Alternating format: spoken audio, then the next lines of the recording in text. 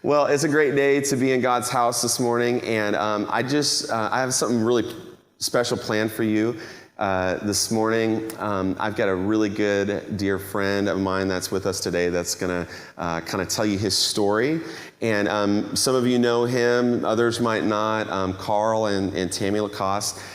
Carl, what he does is a lot of times he goes on missions trips, and he is a photographer and is just an extremely talented guy. He's very artistic and does all kinds of cool stuff like that. And so he goes on these mission trips and actually documents the missions trip for the organization that he is a part of.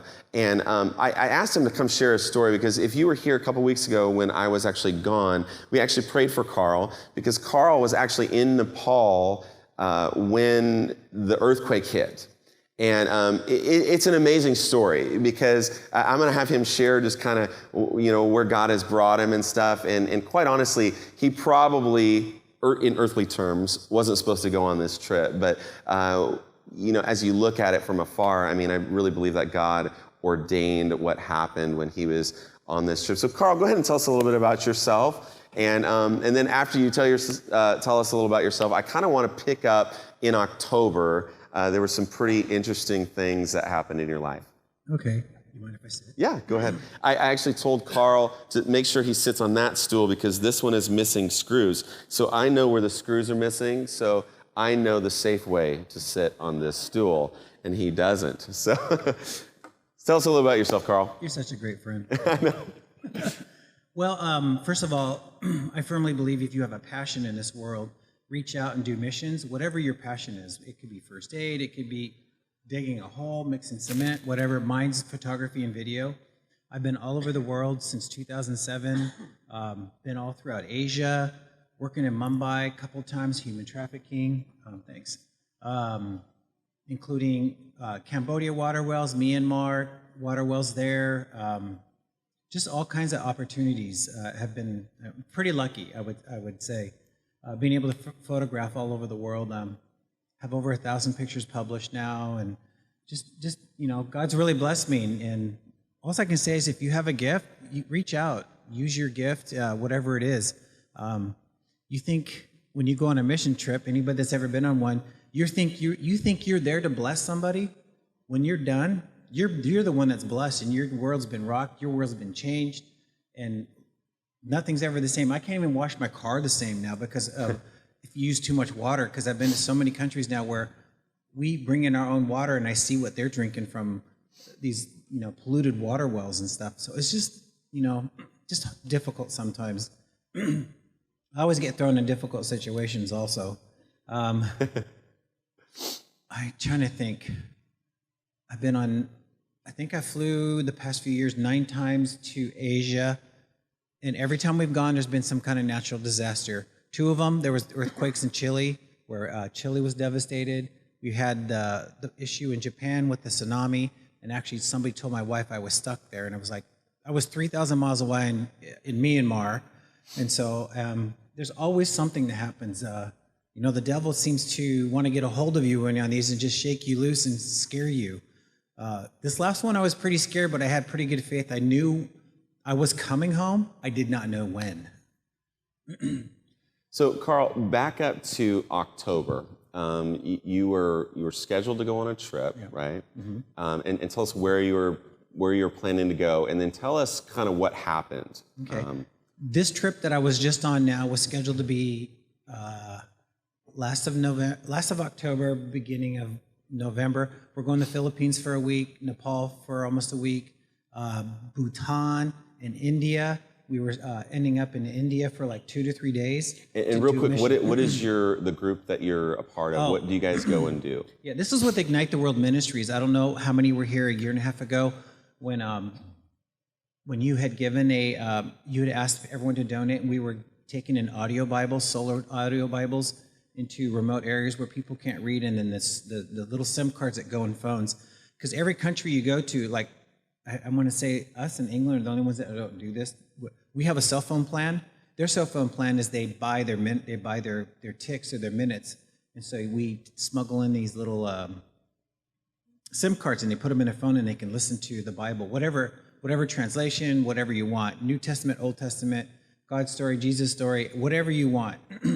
Yeah, and those solar Bibles are a really cool thing because a lot of times you go into these developing countries and they just don't have the electricity or whatever, and so the solar Bibles actually use power from the sun, and all of the ones that we did were actually in the native language that that they were going to. And I believe we raised enough to send about 40 of those over there. And I don't know if you remember, I think it was last year, we actually showed some pictures of people actually listening to the Bibles and stuff in India. So. Yeah, you raised it for China. We took them into China and Tibet. Okay, yeah, that's right. Yeah, it was pretty fun. It's fun. I call our team usually when we go, we're the Indiana Jones of the Billy Graham. You know, you mix them both, and it's kind of like super adventurous. And and those who have traveled out of country knows what it's like getting through some of the customs in some places. Especially when you show up with all my camera equipment, they go, "Oh, you don't have a business visa. You can't bring your cameras in," and stuff like that. Yeah, running from big boulders and stuff like that. Yeah, it's swapping. Okay, nothing's gonna hit me, right? So in October, I had like 2 weeks ago, and we're getting ready to go. I already have all my visas in place. I have a 10-year for India, so it's okay. But Bhutan is considered a communist country still, and you have to get a visa ahead of time, and there's logistics all behind it. And then on October 8th, if you want to throw the first picture up there, please. October 8th, I had a massive heart attack. Right there. There's the heart attack. If you look to the very top of the picture to the right, it looks like there's a finger that's cut off. Well, that continues. It's supposed to be veins that go throughout the heart. It's called the widowmaker. So the lower part, left part of my heart is not functioning anymore. So that pumps 65% of the blood through your heart and then to your body. It's not the part that pumps to the body.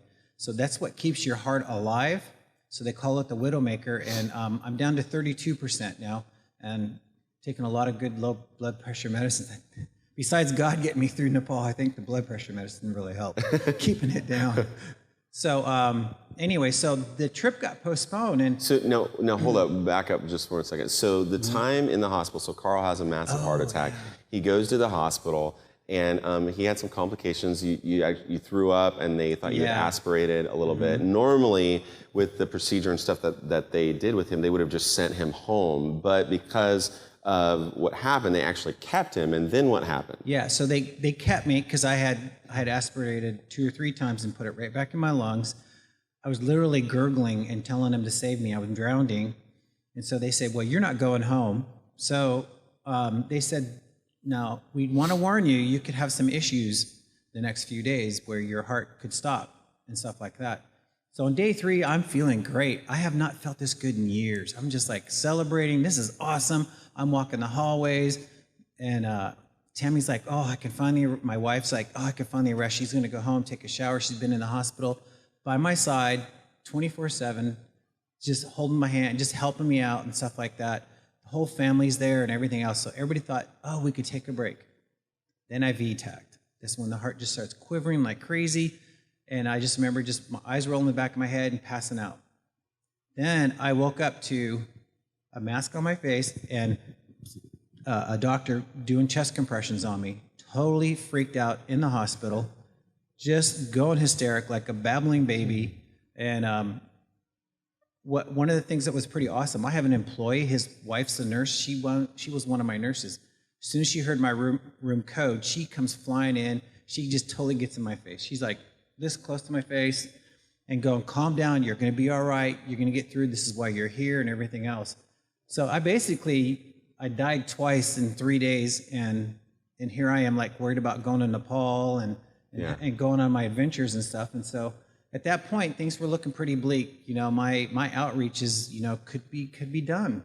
And so now, if they would have sent you home like they normally would have, chances are Carl probably wouldn't be with us. Yeah, I would have passed out, and Tammy would have just called, 911 and stuff like that. But you're sitting with those golden first 3 minutes at least to 6 minutes, and then brain damage and stuff like that. And so it was just it was a real miracle that I was there when that took place. And I don't know if you can imagine going through something like that, where you just, I mean, your body just breaks down and you just feel helpless. Well, I actually took Carl out for his birthday, and we went out to a movie and we sat at Starbucks, and you could tell that this is something that would really affect you, and I could tell it was really affecting Carl. And he looked at me and he said, "Jim, I don't know why God saved me." And I said, "Well, I'll tell you why. It's because God's not finished with you yet." And then so okay, now fast forward to your next big, I'm gonna go do this sort of thing. Yeah, let me back up just 1 second here. Okay. I went from woe is me, why me, why did this happen to me? I'm 53 years old, to okay, I'm dealing with this, to okay, now why? Okay, what's in store? What's the plans for me now?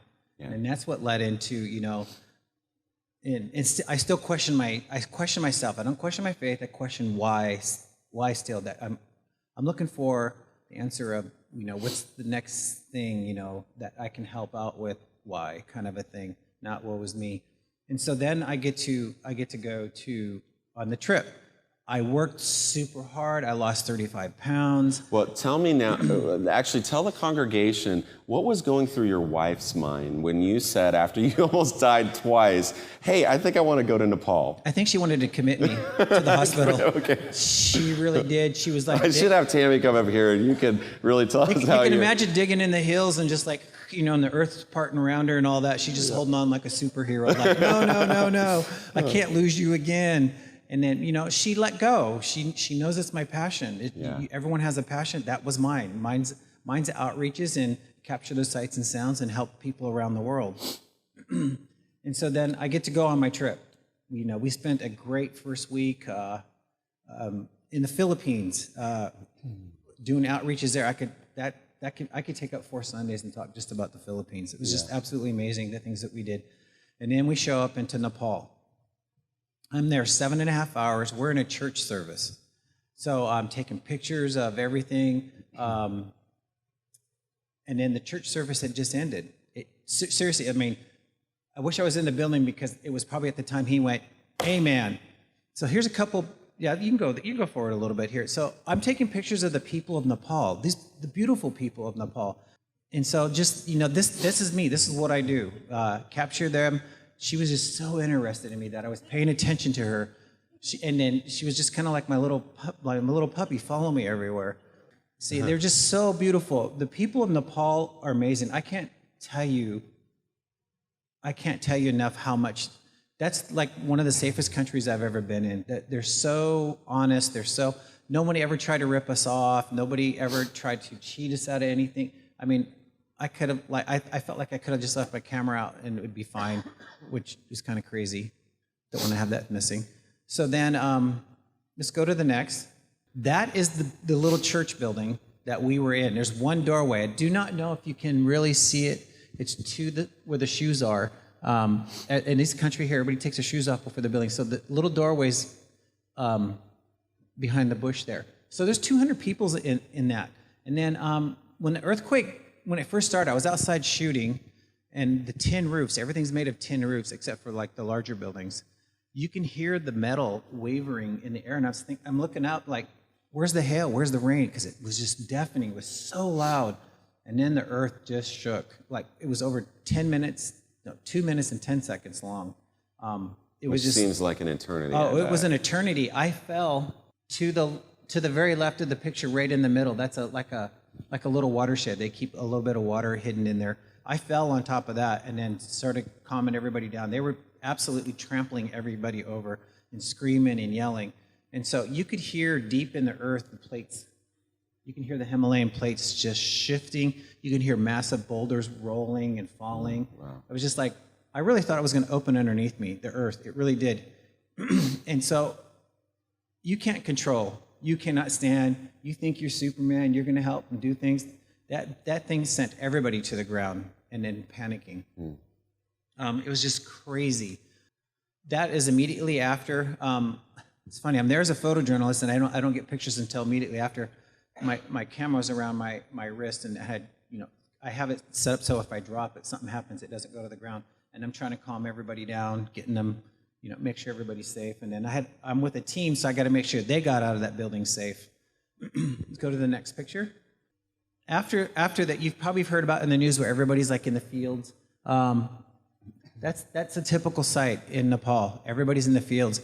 Later that night, that was full of tents and tarps and stuff. No one's allowed to go in their buildings for 72 hours. The government said everything's shut, so they locked everything you can. So we're thinking, how are we going to get food? When is the water supply going to stop? And I'll go further more into that.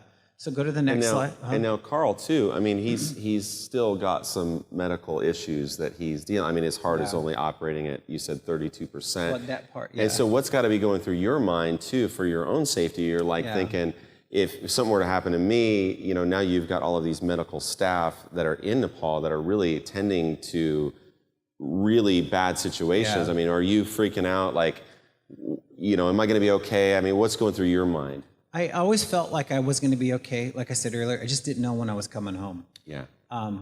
At some point, I did find out at this point of the trip here, this is about 20 minutes after the earthquake, and so we're driving through Kathmandu, trying to get to the airport, which was closed. We did not know. We had a flight to Pokhara, and then there was a lot of rumors floating around about Pokhara that it got hit hard, and all the highways had big gaps in them. We couldn't travel, blah blah blah. And then, so I found out afterwards where our hotel, we had a little hotel. I made sure I knew where the hospital was at. And then the team I was with, they all got a slip of paper from me. And it said all the meds I had, how much I had, all my information, basically. So if I passed out again, all I had to do is give that to a medic. So I had everything ready to go, super prepared. So this is the first nap I get to take. Driving on the way to the airport. And then you see just the devastation. I think the count's up to over 9,000 right now. Wow. With this latest earthquake yesterday or a couple of days ago. It went up a couple of hundred. Go to the next one. So this is just showing you, the infrastructure of their buildings. And this is on the same street. It's called Ring Drive. It's actually it is a ring that goes around all of Kathmandu when you're driving it. Go to the next. So that's just some more, just to show you what it did to some of the utilities. So this is just a picture. This is in the city center near the Dahara Tower, which I'm going to show you in just a moment. So we were told, we were interviewing a lot of people. I was going around with my video camera and my cameras, and we're talking to all these people because agencies are already, by this point, 4 of the major news people here in Portland got a hold of me. I was doing nightly interviews at midnight. I had 3 organizations already getting a hold of me. This is funny how Facebook works. The first moment I turned on my Facebook, or actually turned on my computer to start developing, editing these, Facebook popped me up and said, hey, you want to let your contacts know you're okay in Nepal? And I went, now that's really strange. If I was schizophrenic, like really worried about where you're going, it's really the NSA figured out where he was, and they want to know if he's okay, is what it was. So I said, yes, I'm okay, I'm fine. And, I really had to fight my inner demons whether to call my wife because, she didn't want me to go, remember that. So I did not want to wake her because I knew from that moment on she would not sleep until I got home. Yeah. And I still had 7, 8, 9 more days before I'm coming home from the trip. So I didn't know when I was leaving again. Still we weren't sure. And so one of the first things, 4 things they said that they need in the country: food, shelter, food and water. They're going to run out. The infrastructure in Kathmandu was destroyed. As you can tell from the big earthquake last week, the first earthquake shook loose the foundations. This other earthquake is knocking them down now, and it's even going to get worse, and I'll show you some more. So we're here in the city center, and this is basically tent city, and that doubled. More and more people started coming there because a lot of aid's going right there into the city center. And people are afraid to go back into the buildings, correct? Yeah, and they were told 72 hours cannot go in a building. So a little bit of history on that. I asked several people, and I got the same answer. I said, why are you saying 72 hours? And they said, well, we're supposed to get hit with a 9. Okay, where's your source? Where did you get that from? And they're like, oh, some Buddhist fortune teller. And I said, it ain't going to happen.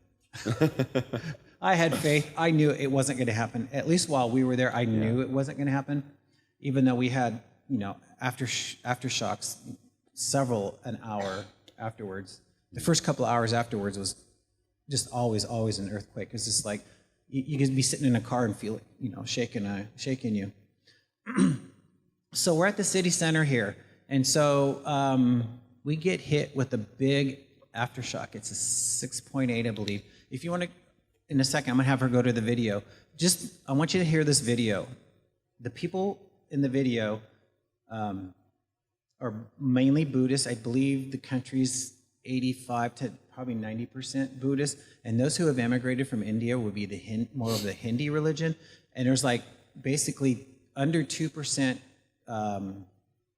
Christians that are there. And it's underground, and it really doesn't need to be underground, but when you just have to respect their culture when you go to these countries, and so you just kind of keep them underground. You don't get pushy. So if you want to go to this video, just listen to the people. You don't have to watch so much. Just listen to what's going on, the chaos and all the people that start yelling. I wish I could interpret it, and I can't. If you want to go to that video.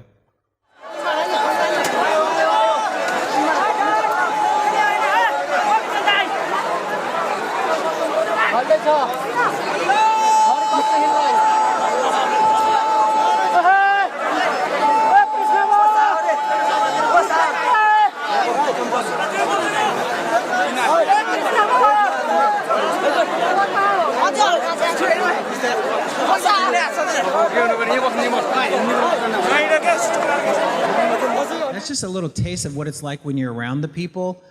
The sounds that I heard out in the aftershocks, like near our hotel in the alleyways, because the alleyways in these third world countries, a lot of the alleyways are super crowded with markets, all kinds of markets, whatever you want, coffee markets and vegetable, fruit, and all that stuff. I lost where I was at. That's great. That was that video. I recognize that. That's at the foot of that tower. Yeah, the Dahada Tower. I could tell, right? Yes. Okay.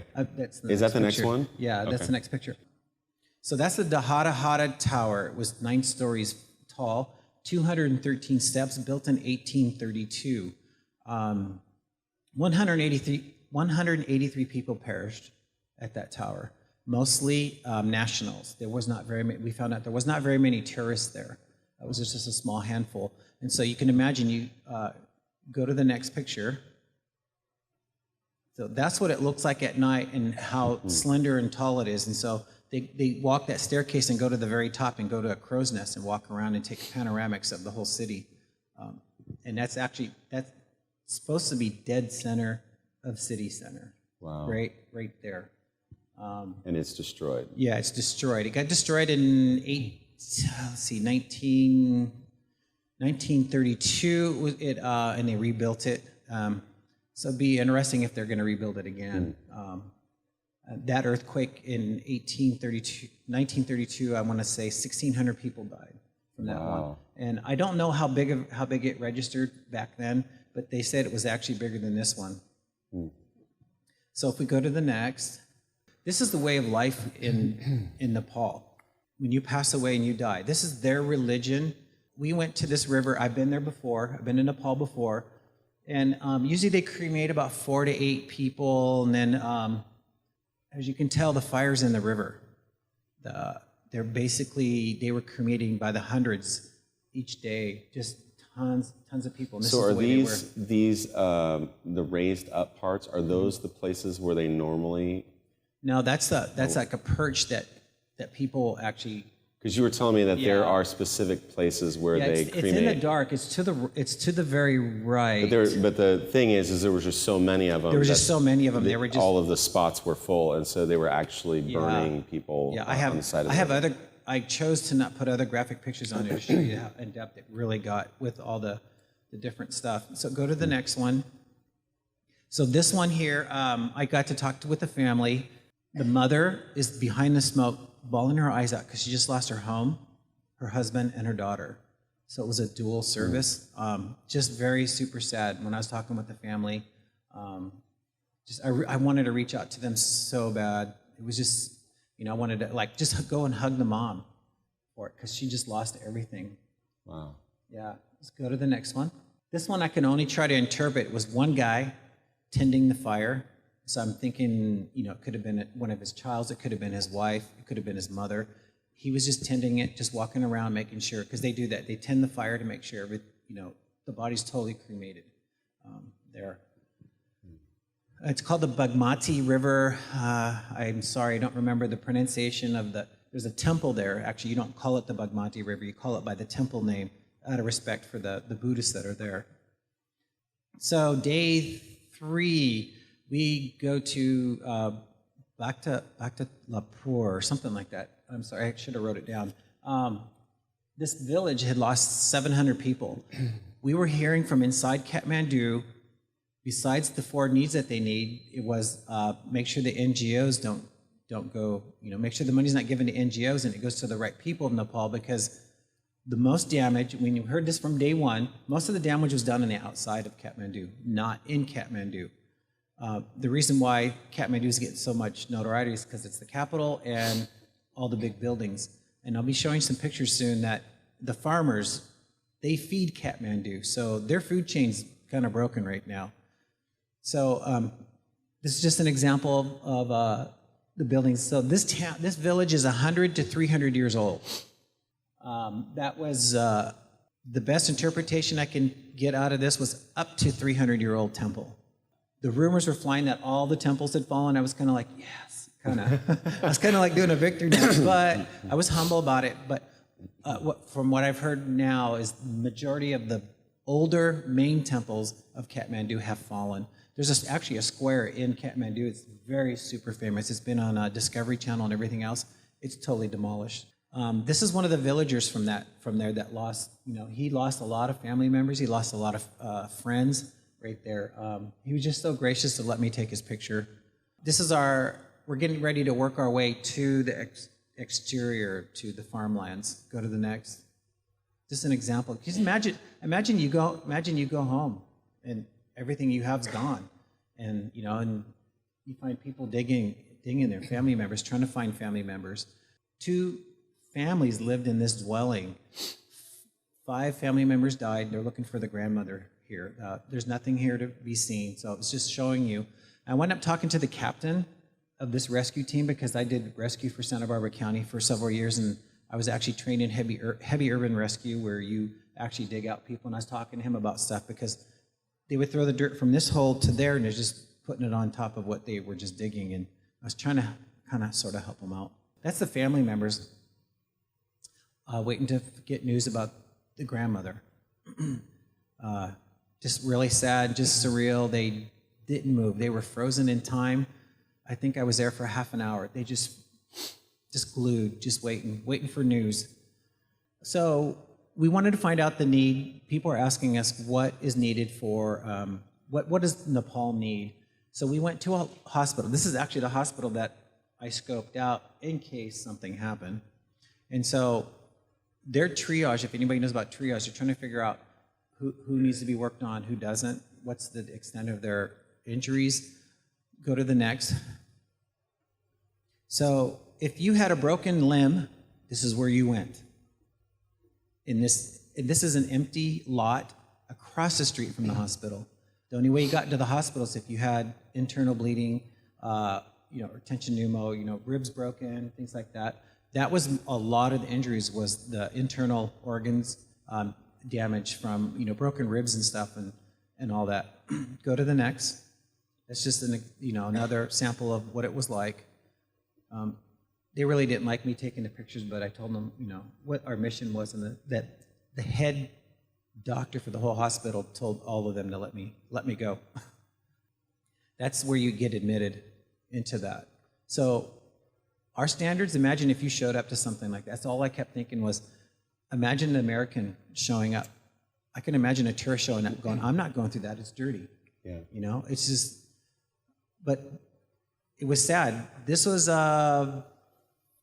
actually, this was 48 hours, I'm sorry. This is 48 hours afterwards We were talking with the whole staff, and none of them, they got up early that morning, that Sunday morning, and whether they started their shift or they were home, and they were all told they had to report after the earthquake to hear. This is 48 hours they still had not slept.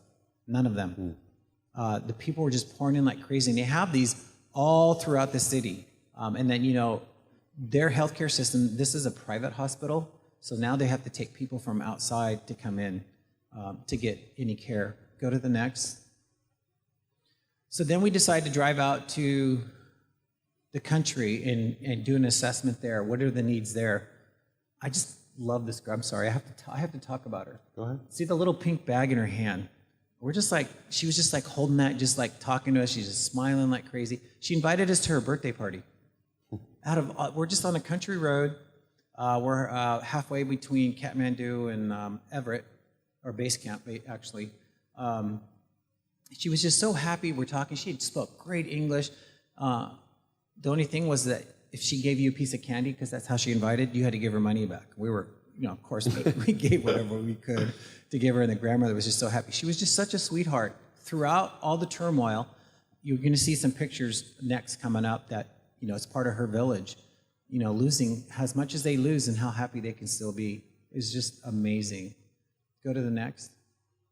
So this is part of her village. This is just samples of it. Some more, a farmer's home.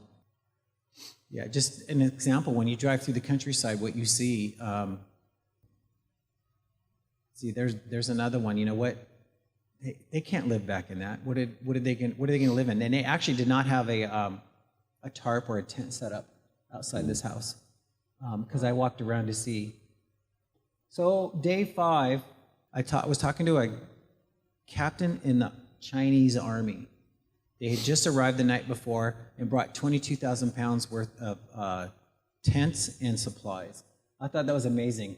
China is really trying to invest in Nepal right now for its resources. So, of course, they're going to be there on good faith, but on the humanitarian side, many countries. I can only touch on the ones that I physically saw and talked to. This is a cargo plane coming in from Germany that was full of X-ray machines and doctors and stuff from Germany. Wow. That's cool. I talked to them for a while as well. That's some of their supplies. Go to the next one. That's some of the doctors.